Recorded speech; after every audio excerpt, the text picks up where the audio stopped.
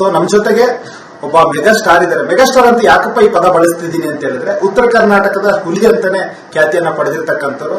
Simple singer ಅಂತ ಶುರು ಆಗಿದ್ದ ಜರ್ನಿ ಇವತ್ತು ರಿಯಾಲಿಟಿ ಶೋದಲ್ಲಿ ಕರ್ಕೊಂಡು ನಿಲ್ಲಿಸಿದೆ. ಸೊ ಯೂಟ್ಯೂಬ್ ಅಲ್ಲಿ ಸಿಕ್ಕಾಪಟ್ಟೆ ಡ್ರೈವಿಂಗ್ ಮಾಡಿ ಸಖತ್ ಸೌಂಡ್ ಮಾಡಿದ್ರು. ಸೊ ಈಗಾಗಲೇ ಗೊತ್ತಾಗಿರುತ್ತೆ ನಿಮ್ಗೆ ಯಾರು ಅಂತ. ಸೊ ನಮ್ಮ ಮಾಳು ನಿಪ್ನಾಳ್. Hi sir. ಹಾಯ್ ಸರ್, ನಮಸ್ತೆ. ಆರಾಮೇ? ಹಾ, ಆರಾಮ. ಡ್ರೈವರ್ಗೆ ಡ್ರೈವರ್ ಆಗ್ಬಿಟ್ಟು ಚಮಕ್ ಕೊಟ್ರಲ್ಲ, ಹೆಂಗಿದೆ? ಡ್ರೈವರ್ಗೆ ಡ್ರೈವರ್ ಆಗ್ಬಿಟ್ಟು ಚಮಕ್ ಕೊಟ್ರಿ. ಹೌದೌದು ಸರ್. ಯಾಕಂದ್ರೆ ನಾನು ಡ್ರೈವರ್, ಸ್ವಲ್ಪ ನನಗೆ ಅರ್ಥ ಆಗ್ತದೆ. ಡ್ರೈವರ್ಗಳಿಗೆ ಒಂದು ಡ್ರೈವಿಂಗ್ ಸಾಂಗ್ ಕೊಟ್ಬಿಟ್ಟು ಓಕೆ, ಸಾರಿ, ಕಟ್ ಮಾಡಿದ್ರೆ ರೆಕಾರ್ಡಿಂಗ್ ಇದೆ. ಡ್ರೈವರ್ಗಳಿಗೆ ಡ್ರೈವರ್ ಸಾಂಗ್ ಕೊಟ್ಟು ಚಮಕ್ ಮಾಡಿದ್ರಿ. ಹೌದು ಸರ್. ಯಾಕಂದ್ರೆ ನಾನು ಆ ಡ್ರೈವರ್, ಯಾಕಂದ್ರೆ ಡ್ರೈವಿಂಗ್ ಅಂದ್ರೆ ನನಗೂ ಇಷ್ಟನ. ಅದ್ರೊಳಗೆ ನಮ್ಮ ಉತ್ತರ ಕರ್ನಾಟಕ ಅಂತ ಬಂದ್ರೆ ಡ್ರೈವರ್ಗಳು ಎಲ್ಲಿದಾರೋ ಗೊತ್ತಿಲ್ಲ. ನಮ್ಮ ಉತ್ತರ ಕನ್ನಡದಾಗಂತೆ ಪ್ರತಿಯೊಬ್ಬ ಮನೆಗೆ ಒಬ್ಬೊಬ್ರ ಇವಿಬ್ರ ಡ್ರೈವರ್ಗಳ ಬಹಳ ಇಷ್ಟ. ನಂಗ ಡ್ರೈವಿಂಗ್ ಅಂದ್ರೆ ಬಹಳ ಇಷ್ಟ. ಅಂತ ಅವ್ರಿಗೋಸ್ಕರ ಆಯ್ತು, ನನ್ ಕೆಲವು ಜನತೆಗೋಸ್ಕರ ಆಯ್ತು. ಅಂದ್ರೆ ಈ ಸಾಂಗ್ ಹಿಂಗ್ ಮಾಡ್ರೆ ಹಿಂಗ್ ಜನಕ್ಕೆ ಕೊಟ್ರ ರೀಚ್ ಆಗ್ಬೋದ ಅಂತ ಹೇಳ್ಕಿಸಿಂದ ಅನ್ಕೊಂಡಿನಿ. ಅದು ಅನ್ಕೊಂಡಿದ್ದ ಒಂದು ಪಟ್ಟಿದ್ರ ಅದು ನನಗೆ ಬೆಳೆಸಿ ಕೊಟ್ಟಿದ್ದ 100 ಪಟ್ಟಾಯ್ತು. ಬಹಳ ಖುಷಿ ಐತಿ. ಎಲ್ಲ ನನ್ನ ಡ್ರೈವರ್ಗಳು ಪುಣ್ಯ, ನನ್ನ ಕಲಾಭಿಮಾನಿಗಳು ಪುಣ್ಯ, ನನ್ನ ಅಭಿಮಾನಿಗಳು ಪುಣ್ಯ.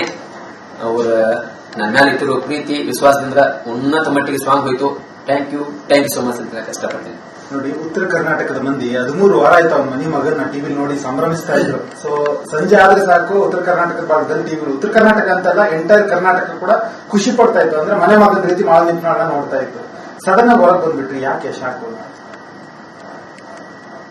ಸಡನ್ ಆಗಿ ಯಾಕೆ ಹೊರಗೆ ಬಂದು ಶಾಕ್ ಅಂತ ಕೇಳಿದ್ರೆ, ನನಗ ಅಲ್ಲಿ ಒಳಗೆ ಬಂದ ತರ ಇದ್ದಾಗ ಬೇರೆ ತಿಳಿತು, ಇಲ್ಲಿ ಹೊರಗೆ ಬಂದ ಸೋಷಿಯಲ್ ಮೀಡಿಯಾ ನೋಡಿದಾಗ ಇನ್ನೊಂದ್ ತರ ತಿಳಿತು. ಒಳಗಿದ್ದಾಗ ಏನ್ ತಿಳಿತಪ್ಪ ಅಂದ್ರ, ನನ್ನ ಜನಕ್ಕೆ ಏನೋ ಕೊಡ್ಬೋದಾಗಿತ್ತು, ಕೊಟ್ಟಿಲ್ಲ. ಏನೋ ಅದಕ್ಕೆ ಅವ್ರಿಗೆ ನಿರೀಕ್ಷೆ ಪಟ್ಟಿದ್ರೆ ಇನ್ನೂ ಸ್ವಲ್ಪ ಕೊಡ್ಬೇಕಾಗಿತ್ತು ಹಂಗಲ್ಲ ಅಂತ ಅನ್ಕೊಂಡಿನಿ. ಅದಕ್ಕೆ ನನಗೆ ಏನ್ರ ವೋಟಿಂಗ್ ಆಗೈತಿಲ್ಲ, ನನ್ನ ಜನರು ಅದಕ್ಕೆ ನನ್ನ ಹೊರಗೆ ಕರ್ಸ್ಕೊಂಡಾರ ಅಂತ ನಾನು ಅನ್ಸ್ಕೊನಿ. ನಾ ಹೊರಗೆ ಬಂದ್ಕೊಂಡ್ರಿ ಅಂತ ನೋಡ್ಕೊತನು. ನಾ ಜನಕ್ಕೆ ನಾ ಯಾವ್ದು ಕಡಿಮೆ ಕೊಟ್ಟಿಲ್ಲ, ಎಲ್ಲಾ ಒಂಥರ ಹೆಚ್ಚ ಕೊಟ್ಟದನ್ನ. ಅವ್ರ ಪ್ರತಿಯೊಂದು ವಿಡಿಯೋ ಮಾಡೋದಾಗ್ಲಿ, ಅವ್ರು ಮಾತಾಡೋ ಮಾತಾಗ್ಲಿ, ಅವ್ರು ನನ್ನ ಮೇಲೆ ಇಟ್ಟಿರೋ ಪ್ರೀತಿಗಾಗಿ ಅವರು ಒಂದು ಪ್ರತಿ ವಿಡಿಯೋ ಮಾಡಿದಾಗ ಒಂದು ವೋಟಿಂಗ್ ಮಾಡಿದಂತ ಒಂದು ಮಾತಿನಾಗ ಇಷ್ಟು ಗಾಂಭೀರ್ಯತೆ ಇದಾವ ಅಂದ್ರ ಅದನ್ನ ಊಹೆ ಮಾಡಕ್ಕಾಗಲಿಲ್ಲ. ಅವಾಗ ನಾ ಆ ಮಾತಿನ ತಕೊಂಡೆ. ಅಲ್ಲಿ ನಾ ಏನೂ ಕೊಡಕ್ಕಾಗಿಲ್ಲ, ಎಲ್ಲಾ ತರ ಕೊಟ್ಟನು. ಅಲ್ಲಿ ಬರ್ಬೇಕಾದವ್ರು ಬೇರೆ, ಅಲ್ಲಿ ನಾ ಉಳ್ಕೋಬೇಕಾದವ್ ನಾನ. ಯಾಕೆ ಬನ್ನಿ ಅನ್ನೋದು ನನಗ ಒಂಥರ ದಿಗಿಲು ಬಿಡಿತು. ವೋಟಿಂಗ್ ಬಿದ್ದಿಲ್ಲ ಅಂತ ನಾವು ಒಪ್ಕೊಳ್ಳಂಗಿಲ್ಲ. ನನ್ನಷ್ಟು ಯಾರು ವೋಟಿಂಗ್ ನನ್ನಷ್ಟು ಯಾರು ತಗೊಂಡಿಲ್ಲ ಅಂತ ಅವಾಗ ನನಗೆ ಅನ್ಸಾಕೈತು. ನನಗೆ ಹೈಯೆಸ್ಟ್ ತಗೊಂಡಿಲ್ಲ ಅಂತ ಅನ್ಸಾಕೈತಿ ನನಗ. ಅದೇನಾಯ್ತು ಗೊತ್ತಿಲ್ಲ. ಅದು ಇನ್ನ ನನ್ನ ಪ್ರಶ್ನೆ ಕಾಡಕತ್ತೈತಿ. ಇನ್ನೂ ಒಂದಿಷ್ಟು ದಿನ ಕಳೆದ ಮೇಲೆ ತಿಳಿಬಹುದು. ಬೇಕಾದ್ರೆ ನನ್ನ ಜನರಿಂದ ತಿಳಿಬಹುದು, ಬೇಕಾದ್ರೆ ಎಲ್ಲಿಂದ ತಿಳಿಬಹುದು ಅಂತ ಕಾಯ್ತಾ ಇದ್ದೀನಿ. ನೋಡಿ, ಮಾಳು ನಿಪ್ನಾಳ್ ಅವ್ರ ಕೈಯಲ್ಲಿ ಒಂದು ಕಪ್ ಅನ್ನೋದೊಂದು ಬಿಟ್ಟು, ಅಂದ್ರೆ ಬಿಗ್ ಬಾಸ್ ಕಪ್ ಒಂದಿಲ್ಲ, ಆದ್ರೆ ಜನರ ಪ್ರೀತಿ ಇದೆ. ಸೊ ಈಗ ಆಲ್ರೆಡಿ ಜನರ ಮನಸ್ಸಲ್ಲಿ ನೀವು ಗೆದ್ದಾಗಿದೆ. ಸೊ ಇದ್ರ ಜೊತೆಗೆ ನಾ ಡ್ರೈವರ್ ಅನ್ನುವಂತ ಒಂದು ಸಾಂಗ್ ಮೂಲಕ ಎಂಟ್ರಿ ಕೊಡ್ತೀರಿ. ಸೊ ಇಡೀ ಕರ್ನಾಟಕದ ಮನೆ ಪರಿಚಯ ಆಗ್ತೀರಿ. ಕರ್ನಾಟಕ ಮಾತ್ರ ಹೊರ ರಾಜ್ಯದಲ್ಲೂ ಕೂಡ ನಿಮ್ಗೆ ಹವಾ ಇದೆ. ಸೊ ಅದ್ರ ಜೊತೆಗೆ ಡ್ರೈವರ್ ಮೂಲಕನೇ ಬಿಗ್ ಬಾಸ್ ಮನೆಯಿಂದ ಹೊರ ಬಂದ್ಬಿಟ್ರಿ. ಇದೆಲ್ಲ ನೋಡಿದಾಗ ಹೆಂಗ ಅನ್ಸುತ್ತೆ? ಖುಷಿ ಅನಿಸ್ತೈತಿ. ಫಸ್ಟ್ ಆಫ್ ಆಲ್, ಈಗ ಕಪ್ ಆಲ್ರೆಡಿ ನಾ ಕಪ್ ಅಷ್ಟು ದಿನ ಇದ್ದ ಕಪ್ ಗೆದ್ದ ನೋಡೋದು ನನಗೆ ಖುಷಿನೂ ಐತಿ. ಜನರು ನನ್ನ ಅಷ್ಟು ದಿನಾನು ಉಳಿಸ್ಕೊಂಡಾರೋ, ಇನ್ನೂ ಆಡ್ಲಿ ಅಂತ ಹೇಳಿ ಇನ್ನೂ ಹೆಚ್ಚಿಗೆ ದಿನ ಉಳಿಸ್ಕೊಂತಾರಂತ ನಿರೀಕ್ಷೆ ಇತ್ತು. ಅದ್ ಏನ್ ಮಿಸ್ಟೇಕ್ ಆಯ್ತು, ಏನ್ ಸಮಸ್ಯೆ ಆಯ್ತು ಗೊತ್ತಿಲ್ಲ. ಕಪ್ ಗೆದ್ದಿನಂತ ಖುಷಿನೂ ಇತ್ತು. ನನ್ನ ವ್ಯಕ್ತಿತ್ವ ನೋಡ್ತಂದ್ರ ನಾ ಯಾರಿಗೇನು ಮನಸ್ಸು ನೋಡಿಸಿಲ್ಲ, ಯಾರಿಗೇನು ಹರ್ಟ್ ಮಾಡಿಲ್ಲ, ಹೆಂಗಿರ್ಬೇಕು ಹಂಗಿದ್ದೀನಿ. ಇನ್ನು ಫೈನಲಿಸ್ಟ್ ಆಗಿ ಕಪ್ ಗೆಲ್ಲಬೇಕು ಅನ್ನೋ ಹಠದಲ್ಲಿ ಹೊರಗೆ ಬನ್ನಿ. ಇನ್ನೇನೋ ನನಗೆ ಇಂಡಿವಿಜುವಲ್ ಆಗಿ ಆರ್ಟ್ ಸಿಗಬಹುದು, ನಾ ಆಡ್ಬೋದು.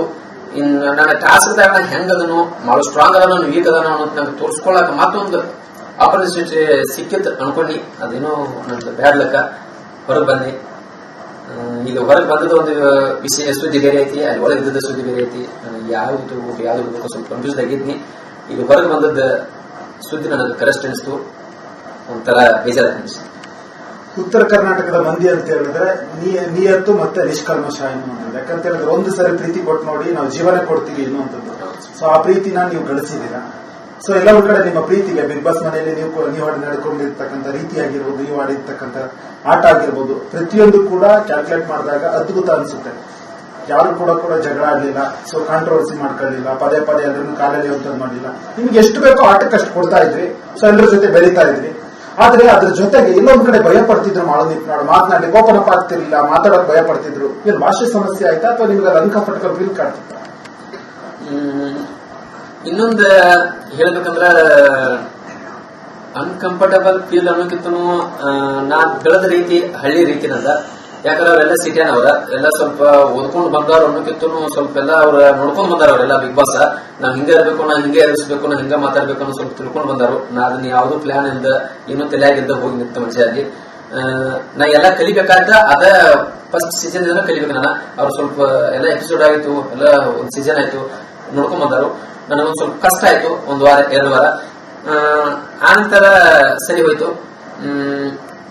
ಒಬ್ರ ಅದ್ರ ಸಲುವಾಗಿ ಒಬ್ರು ಮಾತಾಡವಲ್ಲ, ಕಾಣಿಸವಲ್ಲ ಅಂತೇಳಿ ನಾಮಿನೇಟ್ ಮಾಡ್ತಾರೋ. ಆನಂತರ ಒಂದೇನೋ ಯಾವ್ದೋ ಫ್ಯಾಮಿಲಿ ಫೇಲ್ ತೆಗೆದಾಗ ನನಗ ಒಬ್ರ ಮುಂದೆ ಹೇಳ್ಕೊಂಡಾಗ ಮನಿ ನೆನ್ಸ್ಕೋತಾನ, ಮಕ್ಕಳ ನೆನ್ಸ್ಕೋಕತಾನೋ, ಬಿಗ್ ಬಾಸ್ ಮನೆಗೆ ಇರಾಕ ಯೋಗ್ಯತೆ ಇಲ್ಲದವನು ಅಂತ ನಾಮಿನೇಟ್ ಮಾಡ್ತಾರೋ ಸುದಿಯನ್ನ.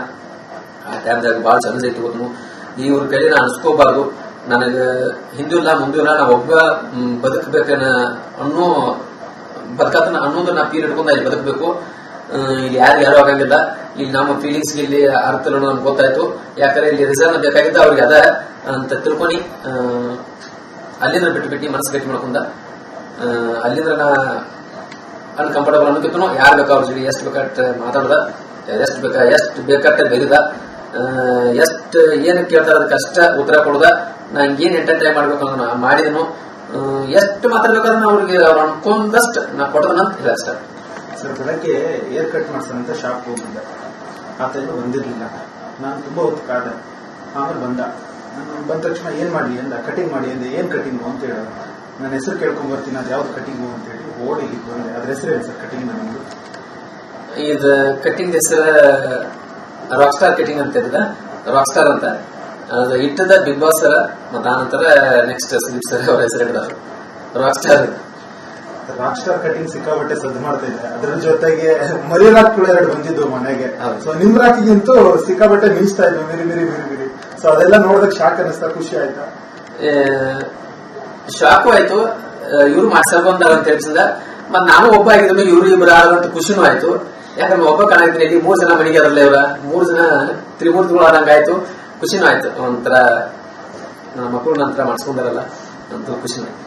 ಇದ್ರ ಜೊತೆಗೆ ಬಿಗ್ ಬಾಸ್ ಅಂದ ತಕ್ಷಣ ಇತ್ತೀಚೆಗೆ ಸಿಕ್ಕಾಪಟ್ಟೆ ಸೌಂಡ್ ಮಾಡ್ತಿರ್ತಕ್ಕಂಥದ್ದು 2 ಹೆಸರು. ಒಂದು ಮಾಳವಿತ್ ನೋಡಿ, ಇನ್ನೊಂದು ಗಿಲ್ಲಿ ಅನ್ನುವಂಥದ್ದು. ಅದ್ರ